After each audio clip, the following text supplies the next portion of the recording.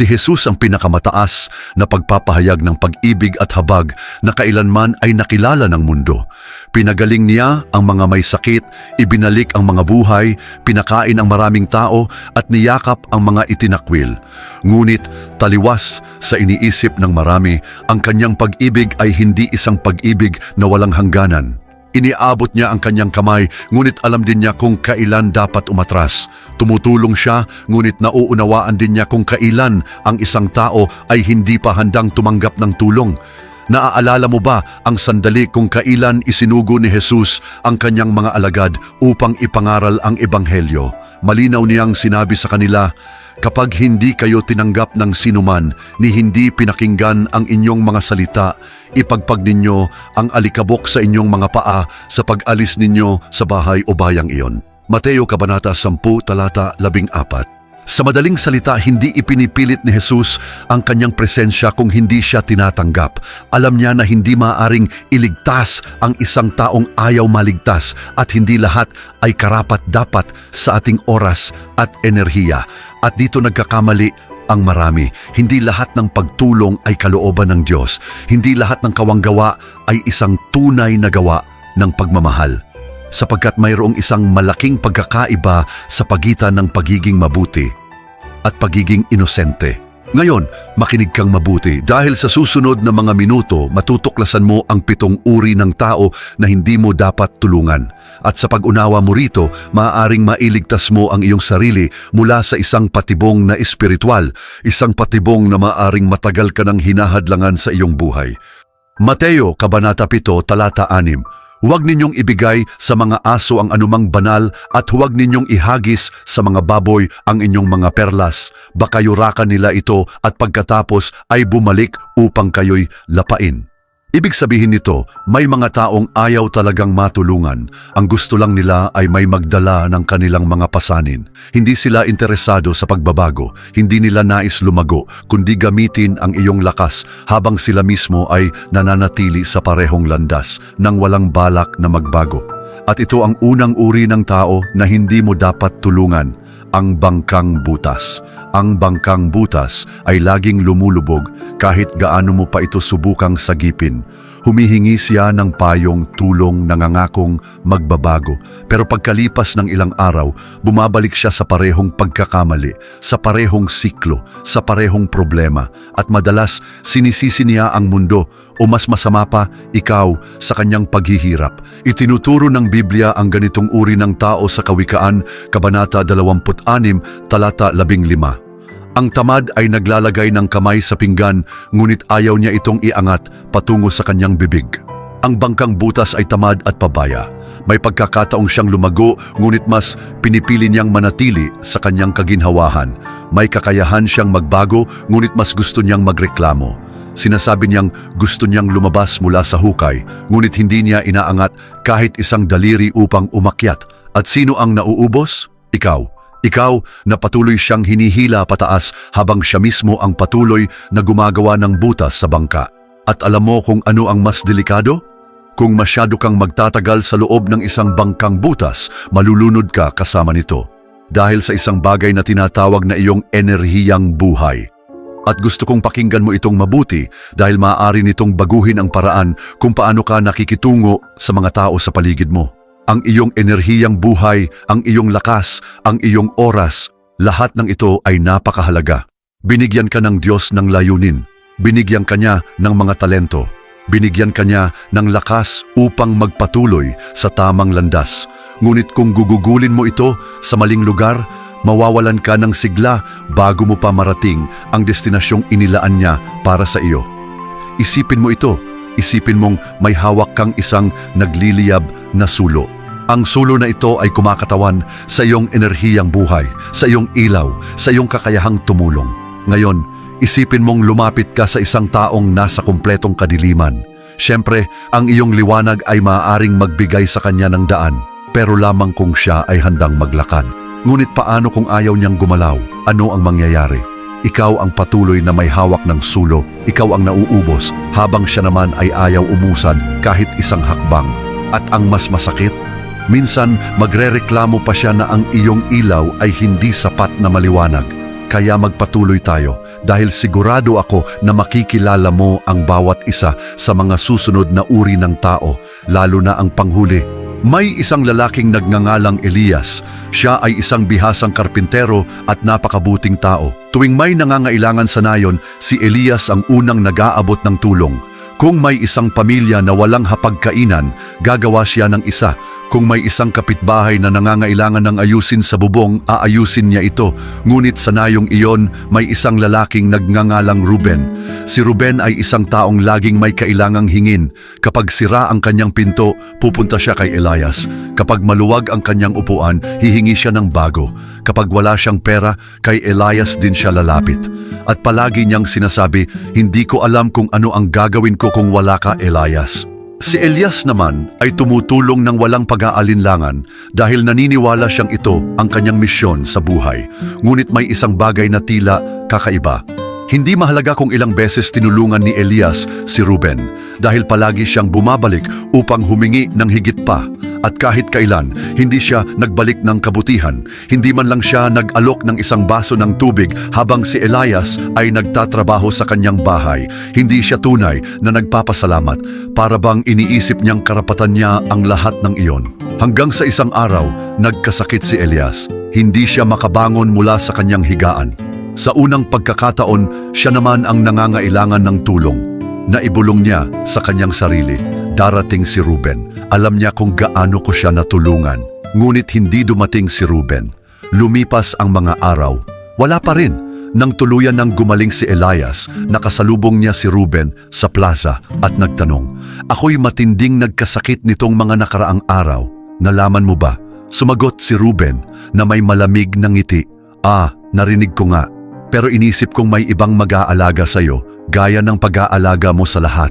Doon napagtanto ni Elias ang katotohanan. Kahit gaano pa siya magsakripisyo, hindi kailanman matututo si Ruben na magpahalaga.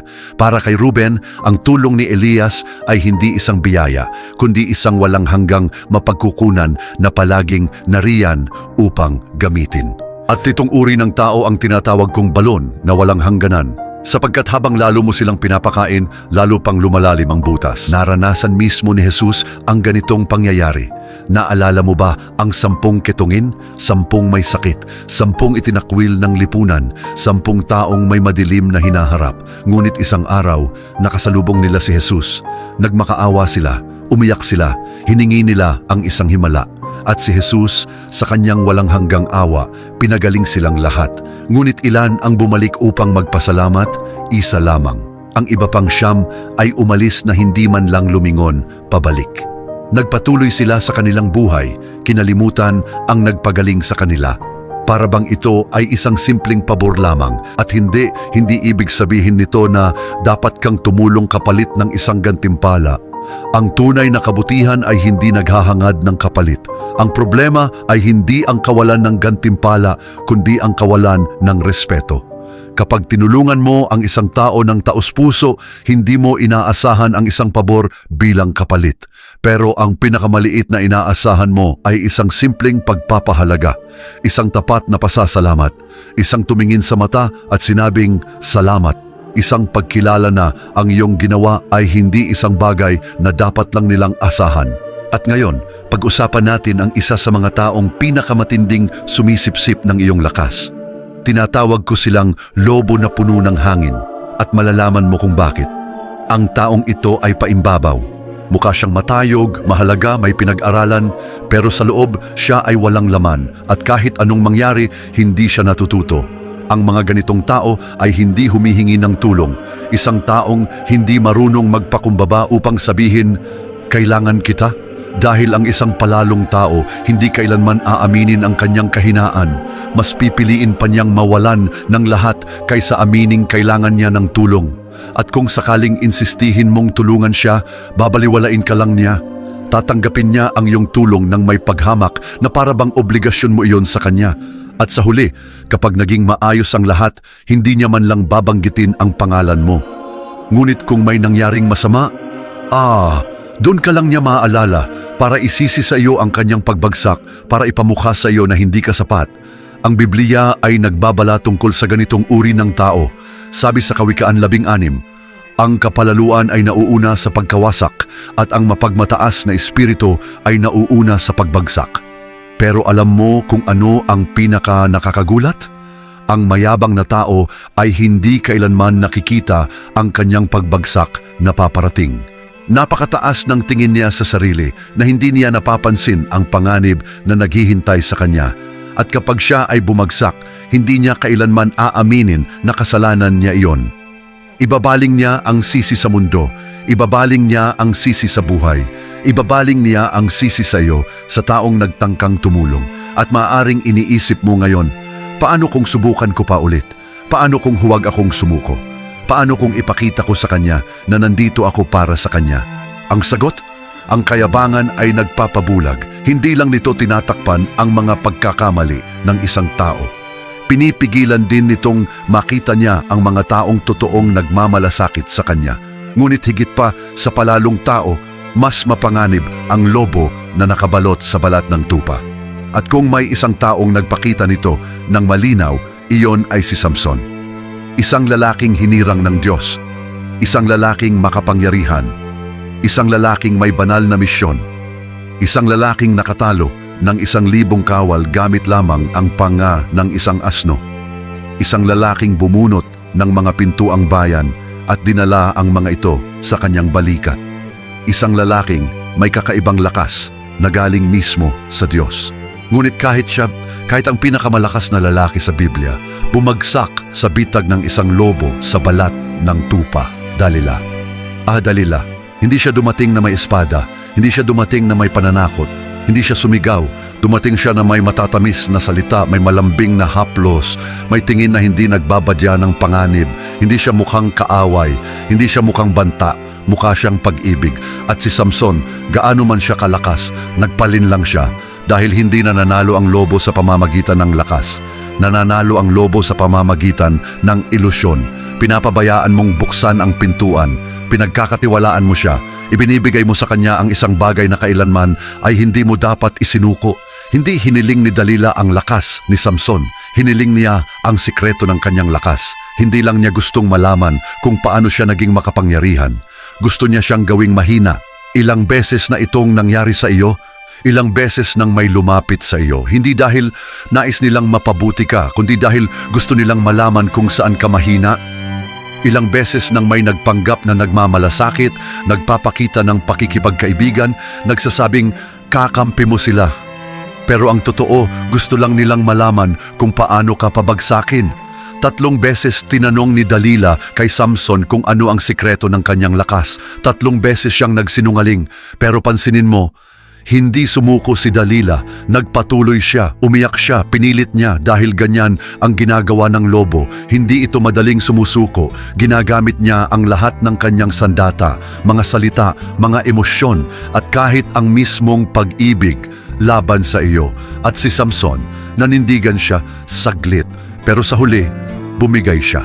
Isiniwalat niya ang totoo, inakala niyang wala namang masama. At sa mismong gabing iyon, habang natutulog siya sa kandungan ng babaeng nagsasabing mahal siya nito, pinutol ang kanyang buhok. Nawala ang kanyang lakas at nang magising siya, huli na ang lahat. Nandun na ang mga Filisteo, nakangiti, naghihintay at siya ang lalaking tumalo ng 1,000 kawal. Ngayon wala nang lakas para lumaban. At alam mo ba kung ano ang ginawa nila sa kanya? Pinutol nila ang kanyang paningin, iginapos siya ng kadena at ginawa siyang parang isang hayop, ipinagiling sa gilingan ng mga Filisteo. Ito ang hantungan ng nagtitiwala sa mga lobo. Ang hantungan ng taong ibinibigay ang kanyang lakas sa kamay ng isang taong nais lamang siyang wasakin. Ngayon, huminto ka at mag-isip. Sino ang Dalila sa buhay mo? Sino ang nagpapanggap na kakampi mo pero ang totoo, unti-unting pinapahina ka? Sino ang laging nakangiti sa iyo pero kapag nakatalikod ka, hinihasa na ang patalim para itarak sa iyo? Maging maingat ka. Ang lobo, hindi ito umatake ng harapan. Nagtatago ito. Naghihintay. Dahan-dahang lumalapit. Kinikilala ka. Kinukuha ang iyong tiwala. At kapag kampante ka na, kapag hindi mo na iniisip ang panganib, doon kanya babagsakin. Ngayon, papasok na tayo sa huling bahagi at may dalawang uri ng tao na dapat mong maunawaan bago natin marating ang panghuli. Ang mangmang, ang basag na baso at ang tigang na lupa. Mukha silang magkapareho, pero hindi. May isang banayad, ngunit mahalagang pagkakaiba. Pareho nilang sinasayang ang natatanggap nila. Pareho silang hindi marunong magpahalaga sa anumang ibinibigay sa kanila. Pareho silang nagpapagasta sa iyo ng oras. Pero ang paraan kung paano nila ito ginagawa, iyan ang pinakamahalagang bahagi. Ang mangmang ay parang isang basag na baso. Nasubukan mo na bang maglagay ng tubig sa basong may lamat? Sa umpisa, mukhang napupuno ito, pero sa ilang saglit lang, nagtatagas na ang tubig. At habang patuloy mong sinusubukang punuin ito, lalo lang nasasayang. Ganyan ang isang mangmang, isang walang katapusang pag-aaksaya. Ang Biblia ay punong-puno ng babala tungkol sa mangmang. Ayon sa Kawikaan 26:11, kung paanong ang aso ay bumabalik sa kanyang suka, ganoon din ang mangmang na inuulit ang kanyang kahangalan. Ibig sabihin, pwede mo siyang turuan, pwede mo siyang pagsabihan, pwede mong ipakita ang lahat ng bunga ng kanyang mga pagkakamali. Pero sa huli, babalik pa rin siya sa parehong maling landas. Nakakilala ka na ba ng ganitong tao? Yung taong mukhang nakikinig, mukhang nauunawaan, mukhang sumasang-ayon sa'yo. Pero pagdating ng pagkakataon, ginagawa niya ulit ang parehong mali. Paulit-ulit, paulit-ulit, paulit-ulit. Ang problema sa basag na baso ay hindi dahil tinatanggihan nito ang tubig. Ang problema ay hindi niya kayang ipunin ito. Ngayon, ang baog na lupa, iba ito. Ang baog na lupa ay hindi lang basta isang bagay na nagsasayang. Isa itong bagay na hindi kailanman tumatanggap. Pwede mong itanim, pwede mong diligan, pwede mong paglaanan ng oras, pagmamahal at pagsisikap, pero walang tutubo, walang sisibol. Ang baog na lupa ay pagtanggi mula sa simula. Hindi siya natututo. Hindi dahil nakakalimot siya, kundi dahil ayaw niyang matuto. Hindi siya nagbabago, hindi dahil mahina siya, kundi dahil ayaw niyang magbago. Si Jesus mismo ang nagturo nito sa parabola ng magsasaka. May mga butong nahulog sa daan at kinain ng mga ibon. May mga nalaglag sa batuhan at walang ugat. May mga tumubo sa dawagan at nasakal. Pero ang mabuting lupa ay nagbunga. Ngayon, pag-isipan mong mabuti. Ilang beses ka nang nagtatanim sa lupa na hindi naman kayang magpalago? At higit pa roon, ilang beses ka nang nagsasayang ng lakas sa pagpuno ng isang basag na baso? Ang mangmang ay mukhang nakikinig pero hindi natututo. Ang baog na lupa ay hindi man lang nakikinig. Ang mangmang ay nasasayang ang natatanggap. Ang baog na lupa ay tinatanggihan ito bago pa man matanggap. Ang mangmang ay maaaring magpanggap na nauunawaan pero sa huli inuulit pa rin ang pagkakamali. Ang baog na lupa ay hindi man lang hinahayaan ang isang bagong bagay na mangyari. At ano ang nagiging bunga nito sa iyo? Napapagod ka, naiinis ka, nauubos ka, at itinuro sa atin ng Diyos ang isang napakahalagang bagay.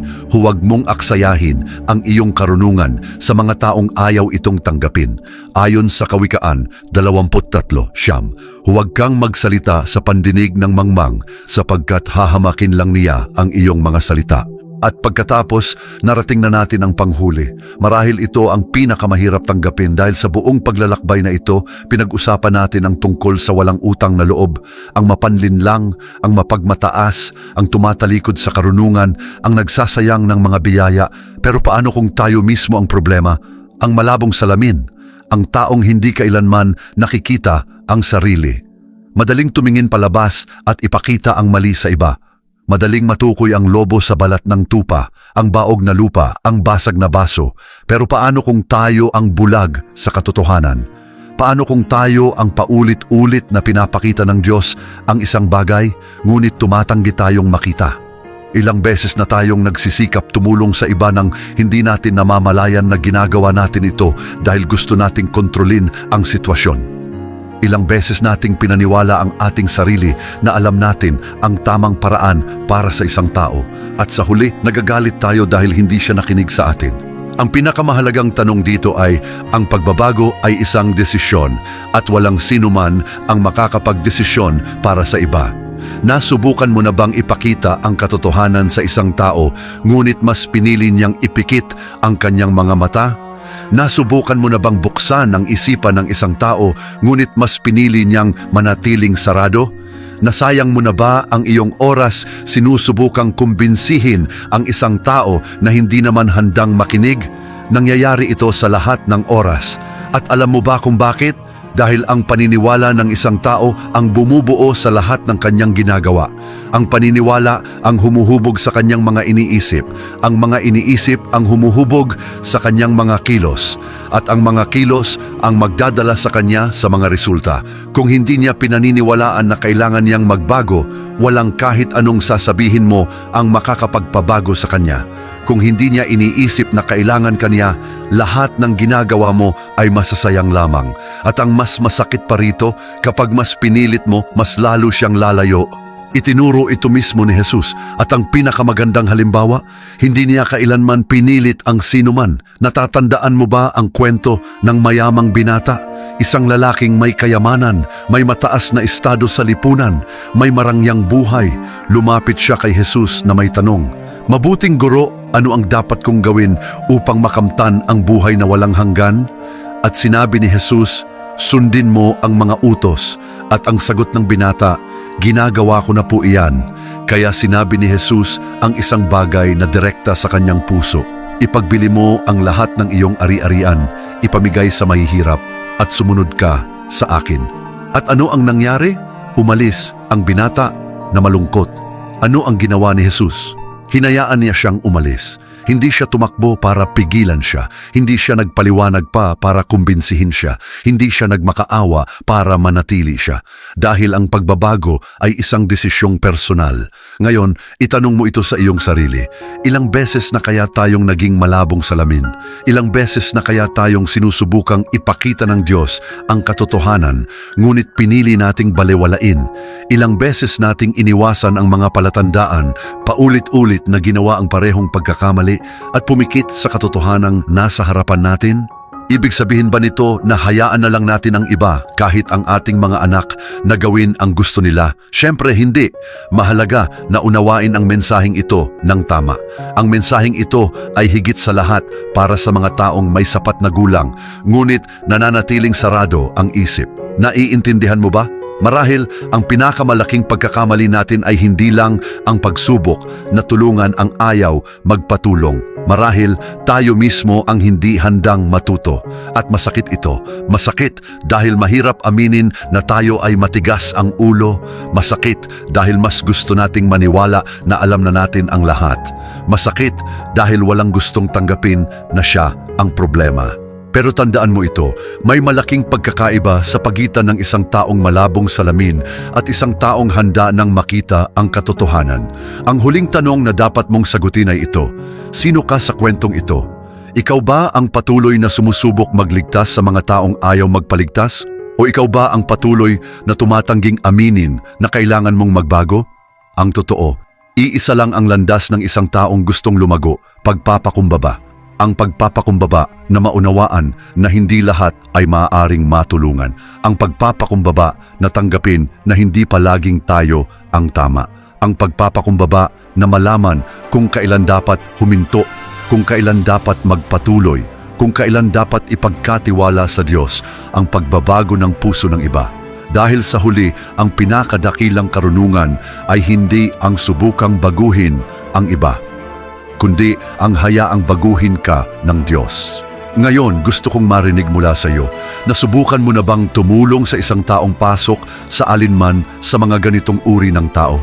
Naranasan mo na bang mabigo sa pagsisikap baguhin ng isang taong ayaw naman talagang magbago? O mas masakit pa, napagtanto mo na ba na sa isang punto ng iyong buhay, ikaw mismo ang naging malabong salamin? Iwan mo ang iyong kwento dito sa mga komento. Ibahagi ang iyong karanasan.